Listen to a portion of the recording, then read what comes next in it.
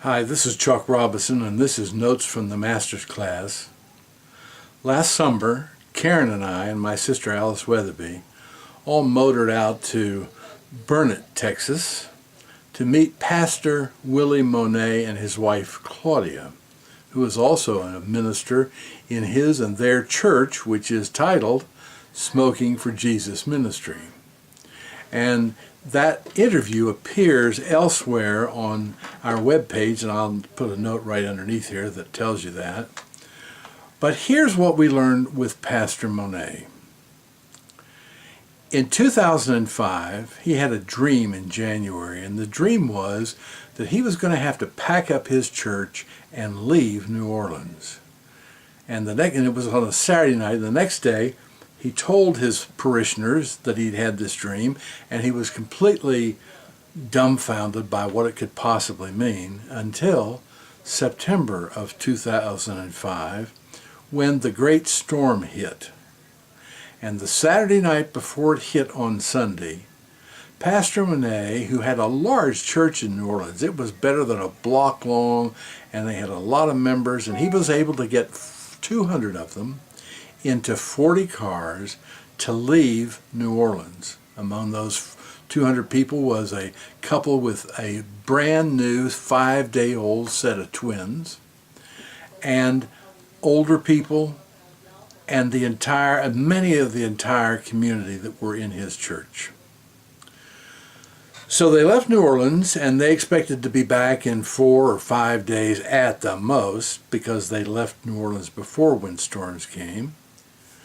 But when they left New Orleans, they didn't realize it would be the last time that any of them would ever live there.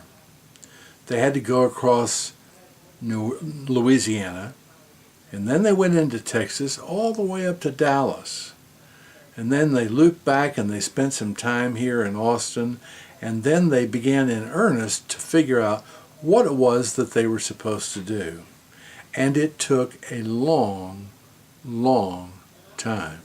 In the interview, which I know you're going to enjoy seeing, but in the interview, Pastor Monet said, at every point along the way when was a decision to be made, I, as the leader, simply stopped and prayed and waited.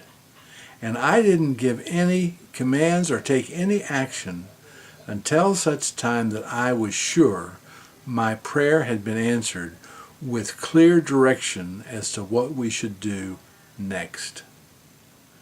Now, to me, this was an incredible lesson in patience. Here was a man who was in his late 50s.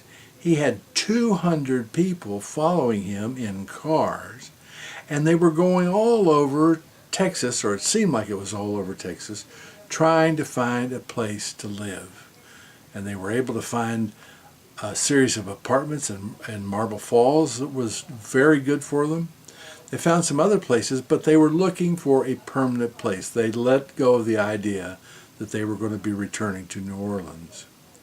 So finally, through a very unusual set of circumstances, they were entitled to ownership of a 56-acre property in the middle of the hill country in Texas, close to one of the big lakes. And it had a chapel, it had dormitories, it had houses, it had an administration building. It was absolutely perfect. And these people in this congregation who came to Texas because of this hurricane have improve that land and improve that community so that when you walk into their church, it is totally vibrant. And it's all about trusting in God. And the thing where I have a problem, and you may have a problem too, is patience. This man and his wife and his followers demonstrated incredible patience in the face of daily frustrations about where are we from, where are we going, and why are we here. And yet, because they kept their belief that the universe was unfolding exactly as it should. They knew that when the time came for them to find a permanent place, it would be better than at their beginnings. And this is true for you and me as well. If you're going through a period in your life right now, and I am, where you're trying to be patient and wait for the right things to come at the right time, there are plenty of examples of people out there who said, yeah, we've got a lot to wait for, and I guess all we can do is be patient. So here's something for you to think about, and this is from a master in Burnet, Texas.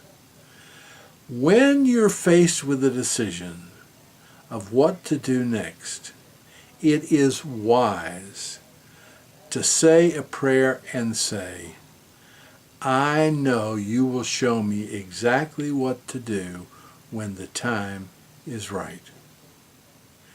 And even if you have problems believing that God is going to talk to you, and you shouldn't because he is, but even if you have problems with that, just stopping long enough to gather patience for yourself and to put yourself in a position where you can hear and listen to what's coming, you might experience what I've experienced a number of times in my life.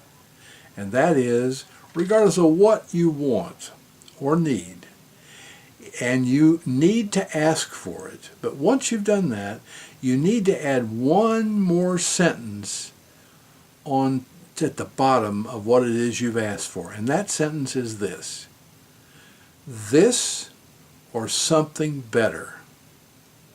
Because if you do not get what you're wishing for, then God will see to it that the reason for that is something better was coming along. And it might not be something better in terms of what your community sees. It might be something better for your soul. And your soul came here to learn some very powerful lessons.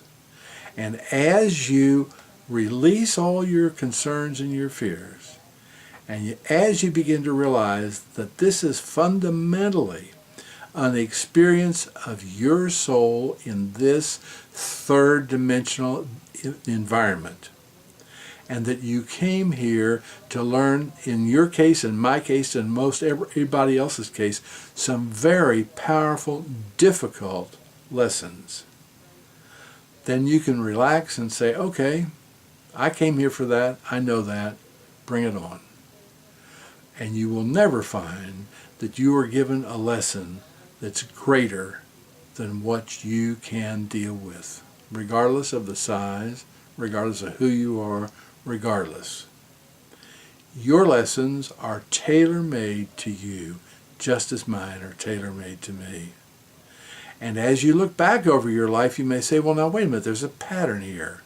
It appears as though most of my lessons were dealt in dealing with patience or power or love or abandonment, whatever the issues were, but those issues have been in your life to help your soul.